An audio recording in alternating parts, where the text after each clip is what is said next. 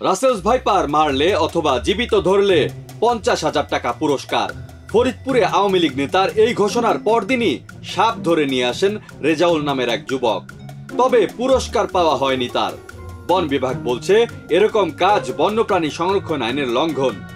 এদিকে সমালোচনার মুখে পুরস্কারের ঘোষণাই বাতিল করেছেন ওই আওয়ামী লীগ নেতা। রাসেলস ভাইপার মারলে অথবা ধরলে 50,000 টাকা পুরস্কারের ঘোষণা দেন ফরিদপুর জেলা আওয়ামী লীগের সভাপতি শামীম হক। তার সঙ্গে সুর মেলান সাধারণ সম্পাদক। তবে ঘোষণার পরই শুরু হয় সমালোচনা। বলা হয় এটি আইনসিদ্ধ নয়। এরপর জেলা আওয়ামী লীগের পক্ষ থেকে বলা হয় মেরে ফেললে নয়, জীবিত অবস্থায় রাসেলস ভাইপার ধরতে পারলে পুরস্কার দেওয়া হবে। এই কথা শুনে শনিবার সকালে পদ্মার চর থেকে জীবিত রাসেলস ভাইপার ধরে নিয়ে আসেন রেজাউল নামের এক যুবক।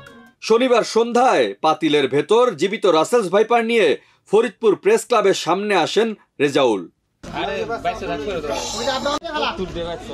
রেজাউল বলেন, সকালে চরের মধ্যে ধরছি, সাপটা হাইটা যাইতেছিল, গায়ের গেঞ্জি খুলে ওকে ধরছি। নেতারা পুরস্কার ঘোষণা করছেন, এজন্য রিস্ক নিছি। এখন বন বিভাগে জমা দিতে আইছি।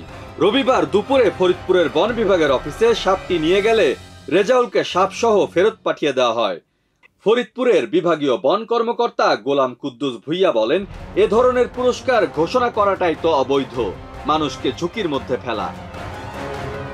এদিকে রাসেলস ভাইপারের জন্য পুরস্কার নেই জানিয়ে রবিবার নিজের ফেসবুক আইডিতে একটি পোস্ট দিয়েছেন ফরিদপুর আওয়ামী লীগের সভাপতি শামীম হক। পুরস্কারের ঘোষণা প্রত্যাহারের বিষয়টি জানিয়ে সবাইকে রাসেলস ভাইপার সাপ মারা অথবা ধরা থেকে বিরত থাকতে অনুরোধ জানিয়েছেন তিনি। ডেস্ক রিপোর্ট, দেশ রূপান্তর।